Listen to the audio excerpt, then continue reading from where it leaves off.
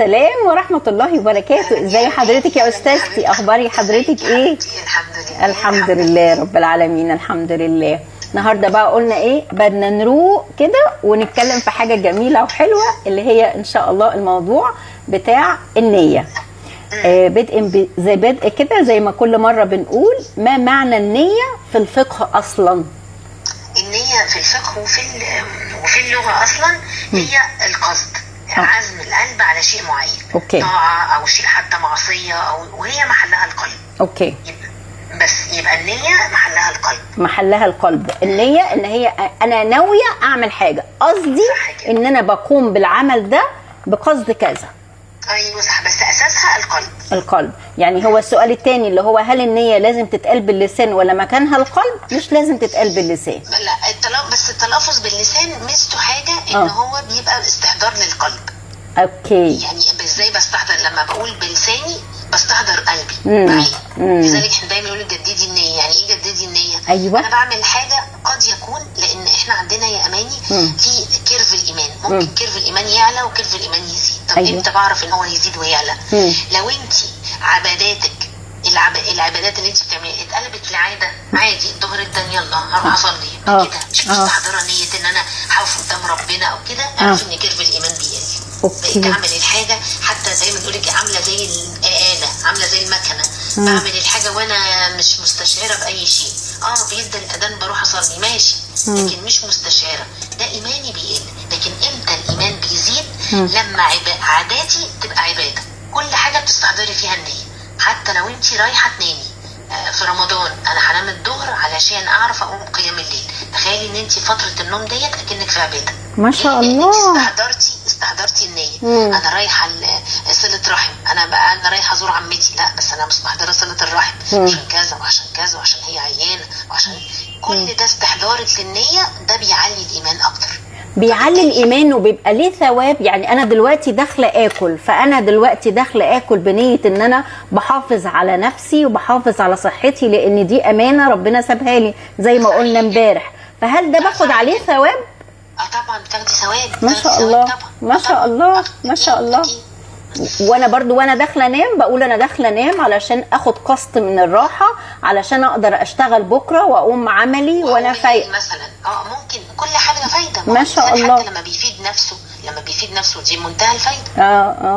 ما شاء الله. انا اول مره اعرف ان احنا ممكن ناخد ثواب. ده احنا كده ما شاء الله يعني ممكن نجمع ثواب طول النهار. عشان كده اول مره اعرف ان جددي النيه دي هو ده المعنى بتاعها. ربنا يبارك لحضرتك. النية في كل حاجه. انا بعمل ايه؟ الحاجه دي بعملها ليه؟ حتى وانت واقفه بتعملي اكل لاولادك. انا عايزه اكون خير انا كلكم راع وكلكم مأوي. بتستحضري حديث الرسول صلى الله عليه الصلاه والسلام. فكنت انت واقفه علشان نيتك ان انت بتستحضري حديث الرسول، وان انا اعمل حاجه على اكمل وجه، وان انا لو انا وقفت قدام ربنا انا بعمل الطاعه يا ربي، انت تاخدي كل ده عليه ثواب. طب حلو قوي. غير ان انا واقفه بعمل حاجه. لذلك احنا حديث الرسول صلى الله عليه وسلم عليه الصلاه والسلام جدا يا اماني. ايه؟ اول ثلاثه تسعر بهم جهنم. ايوه حاجه صعبه جدا. ايوه انا كنت هسال حضرتك عليهم، المجاهد والمقرئ عابد ومتصدق وعالم، باختلاف طبعا روايات الحديث بقى بروايات مختلفه. ايوه. بس مفهومه عابد متصدق وعالم. طب ليه كل دول؟ ده الاحسن حاجه. كل واحد منهم يقف قدام رب العالمين، انا عملت كده يا ربي علشانك، وكذبت تؤمم الملائكه. كذبت. انت اتقال كده عشان يتقال ان انت قارئ، او ان انت عالم، او ان انت متصدق. يا سلام، كل الناس شافوا ان انت متصدقه وان انت خلاص وقد قيل خدت ثوابك في الدنيا، خلاص بقى مالكش حاجه في الاخره. فبالتالي لازم استحضار النيه ان انا اقول فيك يا الله. كل حاجه اقول فيك يا الله، انا عشانك انت يا رب. خبر ابيض. انا لما قريت الحته ديت يا استاذتي انا خفت جدا جدا جدا، لان احنا ممكن نكون بنعمل العمل من الاول خالص، ابتدينا يبقى عندنا نيه، بس زي ما حضرتك بتقولي كل مره ما بنعملهوش بالنيه دي. انت بتعمليه اجمالا، لكن لو دخلت معاكي نيه تانية هي دي المشكله. لازم استحضرها عشان بس استحضر الاتقان فيها. انت ممكن بتعملي حاجه روتينيه، بقت اصبح شيء روتيني. لا انا عايزه زي حلقات القران الكريم او حفظ القران، بتحسي حاجه روتينيه. لا انا عايزه استحضر انا بعمل كده ليه، انا هدفي ايه. لذلك احنا العكس بقى تماما.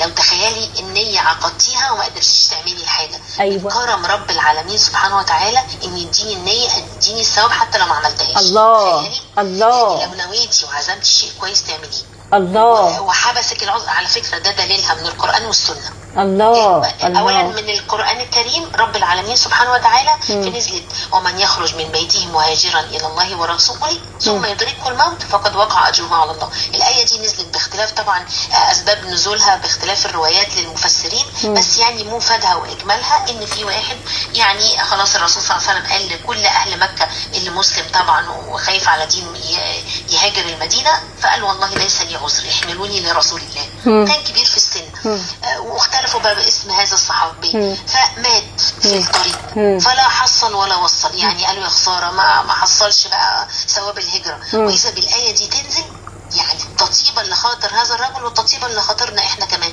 ومن يخرج من بيته مهاجرا الى الله ورسوله ثم يدركه الموت. انت ممكن انت تعملي يعني ثم يدركه الموت دي يعني كأن حبسك اي حاجه عنها، فدي وقع اجره على الله، خلاص خدت الثواب. بل بالعكس ده كمان في السنه النبويه. في غزوه تبوك لما الرسول صلى الله عليه وسلم في الناس يعني ما قدروش يخرجوا مع الرسول، فكان الرسول في بعض الروايات قالوا ان هو كان بيوزع الغنائم، فقالوا له يا رسول الله والله ما كانوا معنا، قال والله ما قطعتم مسيره الا كتب لهم مثلكم. يا سلام ليه دول قاعدين، قال حبسهم العذر. فاذا تخيلي ان انت بثواب النيه ديت اللي انت بتعمليها ونيتك ان انت تعملي حاجه، بس ايه خدي بالك ان دي محلها القلب. أيوة. اللي هو بينك وبين رب العالمين. أيوة. مفيش حد مطلع عليها ابدا الا رب العالمين. صح مظبوط. فبالتالي لو عملتيها وتخيلي قاعده في بيتك ومش قادره، انا كنت عايزه انوي اعمل خير وحبسني العذر لاي شيء، والله اكنك قاعده بالظبط بتعمليها. ده فكرني بحاجه يا استاذتي، ان انا مره كنت حاجزه حج وخلاص ودفعت وكل حاجه والتاشيره ما جاتليش. من اساتذتي برضو ما شاء الله قالوا لي انت كنت طالعه حج ونيتك كده ودفعتي بس ما جاتش التاشيره كانك حجيتي. صحيح بقى هتاخدي الثواب، لان اصل هو ليه احنا بمفهوم البشر لا يا سلام ازاي يعني ما عملتش، لكن مفهوم رب العالمين مختلف. احنا دايما في رمضان اللي احنا طالعين منه نقول ايه رمضان كريم، دايما تقولي ايه الله اكرم. هو اكرم هو كريم رب العالمين سبحانه وتعالى وعالم بعباده. فبالتالي بقى الامر بقى بالنسبه لنا يعني مهم جدا. ده بل بالعكس انت عارفه ان الحج ده اماني حتى لو بالنيه. يعني في بعض الناس يقول لك ايه ان ممكن الدعوه لو ما استجابتش علشان انا ممكن اكون عندي دي غلط ليا او يعني في شر ليا. ماشي، طب انت واحده انت زي ما انت بتقولي اماني كده تقولي طب انا معلش انا بدعي ربنا ان اروح الحج، ويعني وقعدت اقدم 5 مرات عشان اروح الحج مش بيطلع لي، وعيط وابص على وقفه عرفات وعيط ومتضايقه جدا. طب ايه بقى ايه الهدف بقى؟ طب ما انا عايزه اعمل خير، ليه يا ربي انت ما بتستجيبش ليا؟ والسته استجيبت. عارفه ايه بقى ال5 مرات دي؟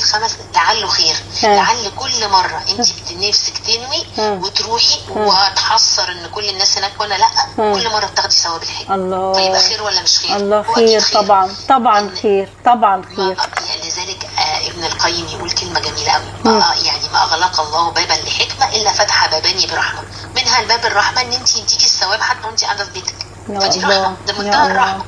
كريم حنان منان، كريم حنان منان، والله قوي قوي ولا فيها تعب ولا حاجه، نيتك في قلبك كده بس ربنا يديك عليها ثواب. صحيح. طيب يا استاذتي لو حد صور صدقه او عمل خير ونشر على السوشيال ميديا، هل ده رياء؟ وهل ممكن الواحد يبتدي عمل بنية صالحة وبعدين يدخل الرياء عليه؟ طبعا اكيد. اولا ان انا اصور دي برضو دخل النية. النية عشان محلها القلب بينك وبين ربنا. هي نيتك تعملي كده ليه؟ لو نيتك ان انت تعملي كده علشان الناس يتقال عليكي، اعرفي ان هي خلاص مردودة. اوكي. الا لو استغفرت بقى ورجعت، هل ممكن ليا توبه؟ طبعا ليا توبه. ممكن اكون بدات العمل وانا فعلا رياء للناس او عشان سمعه او بس الحقيقه انا استغفرت ربنا وعرفت بعد مثلا ما اتكلمنا حد عرف قال ايه ده ازاي انا بستغفر ربنا. ربنا غفور. قل يا عبادي الذين اسرفوا على انفسهم لا تقنطوا من رحمه الله ان الله يغفر الذنوب جميعا. خلاص ربنا خلاص جددت النيه وخلاص وكده. لكن النقطه بقى فيها ان انا لو تخيلي بقى ان انا لا كنت اقصد بقى مش رياء، والله ده انا اقصد ان انا الناس اساعدهم واقول لهم ويعني يشجعوا، خلاص دي حسب نيتك مع رب العالمين. صح مظبوط. النية بقى فيها هي دي الامر.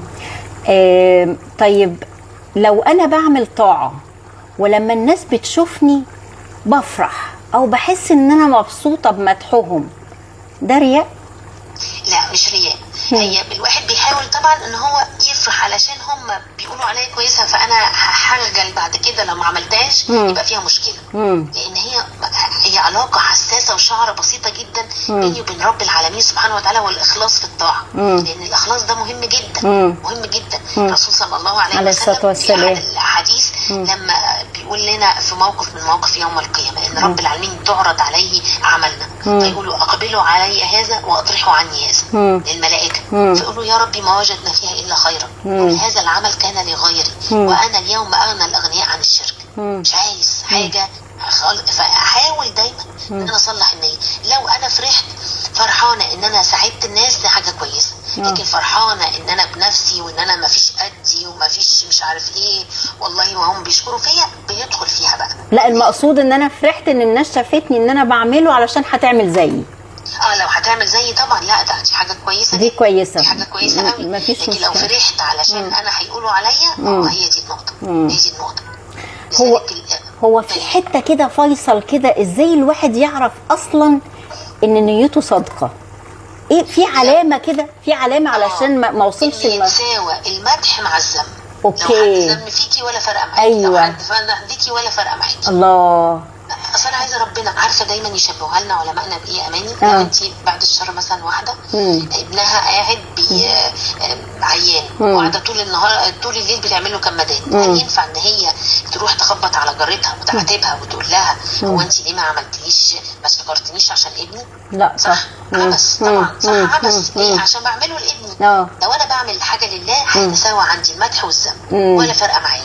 مدحوا ماشي، ما مدحوش مش فارقه معايا، انا بعمله رب العالمين، انا خدت الاجر والثواب خلاص. وانا الوحيده اللي اقدر اقرر ده بنفسي، لان انا الوحيده اللي حاسه ده وعارفه نيتي ايه. مهما تقولي والله انا عملت وسويت. لذلك تعرفي امتى ان الامر فعلا الانسان يبقى فيصل جواه وعارف ان العمل ده نيته فعلا لله ولا لا. لو حد ما قدرش العمل ده، لو زعل اعرفي ان هو مش لله. لكن لو ما زعلش خلاص وعادي، اعرفي انه لله سبحانه وتعالى ولا فارقه معايا. انا زي ما بقولك زي الست كده، هل هتعاتب على جارتها ان هي ما قالتلهاش وما شكرتهاش عشان قعدت مع ابنها؟ لا طبعا. طب ده عبث فعلا. انا قاعده مع ابني، انا اللي قاعده مع ابني، يبقى بالظبط كده. يبقى الناس قالوا ما قالوش ولا فارقه معايا. هي دي النقطه. اعرف بقى ده الفيصل الشعبي كده والحاجه البلدي كده بيننا وبين بعض، ان احنا بطريقه بسيطه. حلوه قوي، حلوه قوي قوي، حلوه قوي يا استاذ فعلا. الاثنين بيننا وبين بعض ومش فارقه معايا. رحت لحماتي ويعني بس رايحه بنيه ان الست دي لوحدها، وان انا هعملها ابتغاء مرضات ربنا، وتلك الايام نداولها بين الناس، وانا هكلم كل بقى النوايا وانا رايحه. ولا ابنها شكر فيا، ولا بناتها اللي قاعدين ما شكروش، ولا اي حاجه، ولا فارقه معايا. انا عملته لله. لكن لو زعلت وقلت بصوا ما يرفعوش حتى سماعه التليفون يشكروني، ده انا النهارده قعدت مع امهم، ده انا عملت، اعرفي ان العمل غير لله سبحانه وتعالى. صح مظبوط. حلو قوي قوي قوي المؤشر ده، عجبني جدا. طيب هل نشر الايات والكلام الديني على السوشيال ميديا ممكن يدخل في موضوع الرياء ده، ولا دي دعوه الى الله؟ حسب. لا كل ده يا اماني بيدخل في النوايا. نيتك ايه بيه؟ نيتك ان انت يبان ان انت متدينه قوي وعشان يتقال هيتقال. لكن لا انت عايزه تنشري والله دي ايه جميله وانا عجبتني ولعل الناس يستفيدوا منها. بقول لك هي خيط محلها هو القلب. انت بقى تحددي تشوفي انت هتحدديه. صح. انا سمعت حاجه حلوه قوي قوي، قصه كده كانت جميله والله. ان واحد كان بيقول ان انا كان نفسي جدا ان انا يبقى عندي 1,000,000 جنيه وهتصدق بنصهم كلهم لرب العالمين، وربنا ما اذنلوش. سمعت ان ربنا حسب له ان انت خدت النص مليون جنيه دول. لو نيه صادقه، لو نيه صادقه كأن بالظبط. اصل هو رب يعني احنا ده زي ايه قانون رباني كده، ان رب العالمين سبحانه وتعالى بيدي كله حسب النوايا. اول حديث عندنا في الاسلام انما الاعمال بالنيات. وانما لكل امرئ ما نوى. لو انا كنت فعلا نيتي صادقه وان انا فعلا لو خدت ال1,000,000 جنيه ديت هتصدق بنصها، فانا كده اخدت الثواب ان شاء الله. اكيد ان شاء الله. واحده بتقول نيتي دايما صافيه ونظيفه، وبتقابل مع بعض الناس مش سالكين ومفيش حد طيب، حلها ايه الموضوع ده؟ ولا يهمها ولا يهمها. انا بعامل رب العالمين في الناس. لو عملت الناس هروح هضيع. بس الواحد بياخد احتياطه، بياخد احتياطه من الناس وبيعمل مؤمن كيس فاطن. ما يبقاش ان انا سايبه كل حاجه كده، لا انا عارفه الناس مش سالكيني، يبقى اخد بالي من كلامي، اخد بالي من حاجه. لكن لو انا بعمل معاهم خير انا هعمله لله سبحانه وتعالى. المهم ان انا احط ربنا نصب عينيا. لو حطيت ربنا نصب عينيا ان انا هو ده اللي بعمله علشانك انت يا ربي، فيك يا الله. دايما اقول اللهم فيك يا الله. لو قلت فيك يا الله خلاص انتهت بقى. صح. مع ربنا سبحانه وتعالى. خلاص انا بحاول اجدد نيتي واحاول ان انا يعني دايما احاسب واخد بالي، لان انا ممكن كل العمل اللي انا عملته ده يضيع، كله يضيع. هو احنا لما بنخش نتوضى بنبقى ناويين ان احنا نخش نتوضى النية في قلبنا، بس لازم نقولها بالبق والصلاة لا كمان؟ مش لازم. اللي احنا قلنا مش لازم. مش لازم. بس طبعا، لان حتى في الصيام اختلف العلماء في النية. فكوني ان انا في بعض قال لك لا لازم النية وتجددي النية كل يوم، والبعض قال لك انا ضمنيا ان انا شهر رمضان جاي انا اتسحرتي عملتي، طب ده ضمنيا انت عشان تصومي. فيعني حتى النية المهم النية ان انا انوي ومحلها القلب. محلها القلب. اوكي. طب هو انا عارفه ان النهارده احنا مش بنتكلم عن الصلاه، بس في حد مصممه تعرف من حضرتك، عايزه تعرف صلاه القصر لما بتسافر شروطها كام يوم، ولو رايحه اقعد اسبوع وارجع في بيتها، يعني مثلا رايحه الساحل ده في بيتها، رايحه تقعد اسبوع، فتقصر وكام يوم المفروض؟ طيب خدي بالك القصر يعني في يعني زي احكام كتيره جدا. هو مبدئيا القصر سنه. اوكي. ماشي. يعني معنى ايه؟ لو انا اتلخبطت ومش عارفه اصل في جماعه ما فيش جماعه اصل اصلي معاهم قصر جماعه، انا ممكن جدا من الاول ان انا اصلي اتمام عادي. يعني اتمام يعني الظهر 4 ركعات والعصر 4 ركعات والعشاء. اذا مبدئيا كده ممكن ان انا اتلخبطت عملت، الا ان الامام ابو حنيفه قال ان الله يحب ان تؤتى رخصه كما يحب ان تؤتى عزائمه. اوكي. اختلفوا الناس بقى الفقهاء في هذا الامر، هل يا ترى لو لطاعه يعني مثلا في رحله رايحه مثلا اتفسح، لا ما تعمليش. المهم في تجاره، اذا ضربتم في الارض يعني كان للتجاره او اللي كان للجهاد ماشي، لكن غير كده لا. والبعض قال لك لا دي على اطلاقها. طيب انا لو رايحه برضو اختلفوا في المكان. البعض قال لك ما يكونش في بيتك، تروحي في مكان مختلف، لان انت رايحه من امان لامان. صح ولا انت قاعده في بيتك دلوقتي روحتي الساحل، فرايحه في بيتك ولا مش بيتك؟ امان ولا مش امان؟ بيتي امان. فبتختلف خلاص ما تقصريش. والبعض قال لك لا انا هبص على السفر اجمالا. مسافره سايبه بيتك ولا مش سايباه؟ سايباه يا امام. خلاص يبقى يعطى بيتك اللي انت مقيمه فيه سايباه في القاهره ورايحه الساحل، يبقى خلاص تقدري تقصري. يعني احكامها كتيره قوي عند العلماء. لو انا متلخبطه في كل ده وتم وما فيش ابدا اي حاجه. يعني مبدئيا بس عشان الناس ما مع الصيف وكده بتتلخبط. طب انا عايزه اخد الرخصه ديت، والله ممكن انا في بيتي. لو يعني البعض قال لو انا هنوي الجلوس هناك اكتر من 3 ايام غير السفر مروح ومجاي، يبقى من اول يوم هقدم. اوكي. ليه؟ لان انا خلاص انت نويتي الاقامه. عندهم دي اقامه. عند بعض الائمه لا 15 يوم. اوكي. طب اقل من 15 يوم اقدر ان انا اقصر. واخد بالك ازاي؟ لو البعض قال لك 18 يوم. يعني اختلفوا حتى العلماء. طب ده اختلافهم ليه؟ اختلافهم في عمل الصحابه، وان بعض روى الصحابه عن الرسول صلى الله عليه وسلم قصر 2 شهرين، والبعض قال قصر 18، والبعض يعني كلها روايات للصحابه عن احاديث الرسول، وان الصحابه رضوان الله عليهم عملوا ايه. فبتختلف. طب نعمل ايه؟ والله البعض قال لك والله انت لو رايحه بيتك خلاص ممكن ان انت تتمي. ده لا في العادي. لا عايز تقصري يبقى عندك 3 حاجات.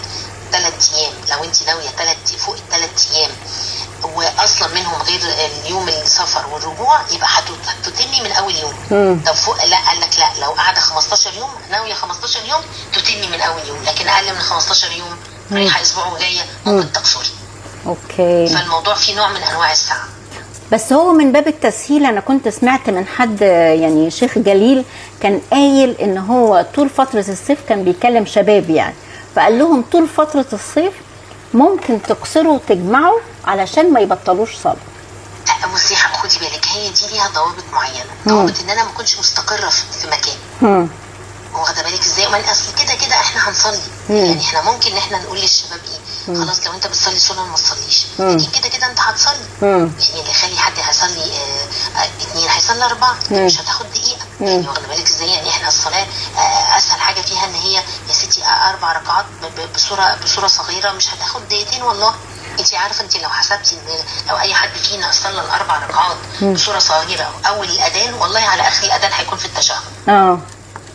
طب يعني الموضوع اقصد مش هيبقى بصعوبه، هو مش صعب، بس علشان ما يبطلوش. بس انا اعتقد مش فاكره هل قال لهم اقصروا واجمعوا ولا اجمعوا بس؟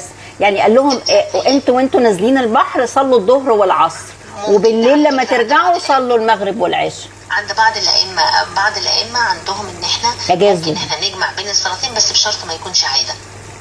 اوكي. بس البعض قال لك طبعا احنا، انا بقول لك من الاول حد قال لك في المصايف وكده لا، احنا ده لجهاد لتجاره لحاجات، لكن انا قاعده قدام البحر. والبعض قال لك لا، هي دي على اطلاقها، لان يعني الرسول صلى الله عليه وسلم ما حددوش حاجه، ما حددوش بس فقط للجهاد، ما حددوش اي شيء. فالبعض اخذها على اطلاقها، كلمه مطلقه. انا قاعده على البحر حر، ممكن اكسر، واخده بالك ازاي؟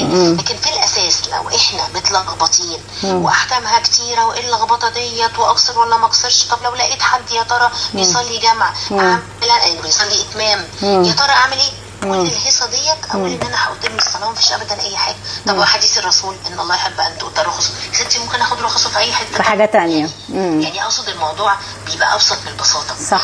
يعني ما ببقاش انا قلقانه وعايزه اعرف احكام احسن انا مسافر لازم اعرف الاحكام، لا مش بالضروره ابدا. صح. دي رخصه. صح مظبوط.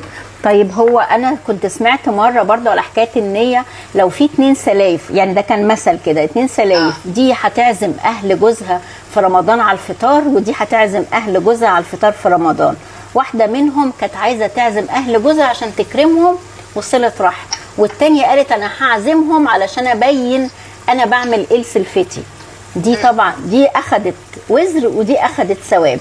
يعني هي مع انهم الاثنين عزموا، بس دي مش بس مش هتجازى، لا هتاخد كمان وزر. صح؟ والله بصي، لا وزر ما نقدرش نقول وزر او مش وزر، بس هي ناقص من ثوابها. ممكن ما تكونش النية كاملة، دي حاجة خاصة بيها، لكن اخذت وزر لا، ما نقدرش نقول كده، لان الامر صعب جدا. ان انا يعني الواحد بيبقى في شعره كده من الواحد يقلل نفسه على حاجه، خد الذنب ما خدش، لا انا هي النقطه ان هي الحاجه اللي كانت المفروض تاخد عليها ثواب قوي قوي ده ضاعت منها، ضاعت منها. نيتك ان انت يتقال عليكي ماشي وتقي خلاص وانتهى. كون ان هي اخذت الذنب دي لو حاجه عملتها هي غلط. فاحنا بقى دلوقتي على اخر اللقاء ان شاء الله باذن الله ننوي ان احنا دايما نجدد النيه في كل حاجه بنعملها، علشان ما تبقاش عاده واحنا مش حاسين بيها، لا نخليها عباده. فنجدد النيه ودايما نقول عشانك يا رب العالمين، فيك يا الله. صح كده، اي حاجه واجدد. انا بعمل ايه؟ انا رايحه لحماتي، انا رايحه ان شاء الله حتى بسلم على جارتي، اي حاجه ان شاء الله بتبتسم في وش حد، اي حاجه بعملها. انت عارفه ان انت لو خدتي تبسمك في وجه اخيك صدقه، وان انت تبسمتي في وجه مثلا حد سيده انت يعني شايفاها يعني هتتبسمي فيها هتفرق معاها جدا، دي صدقه بالنسبه لك. صح مظبوط. صح. الكلمه الطيبه صدقه. ده انا حنوي ان انا اقول كلمه يعني طيبه علشان انا دي احيي سنه الرسول صلى الله عليه الصلاه والسلام. عليه الصلاه والسلام. كل ده تاخدي عليه ثواب ما شاء الله. بس. يا رب يا رب يا رب يا رب يكرمنا يا رب ويأجرنا يا رب. متشكره جدا جدا يا استاذتي، انا متشكره قوي كتر خيرك يا حبيبه قلبي. شكرا. السلام عليكم ورحمه الله وبركاته. وعليكم السلام ورحمه الله وبركاته.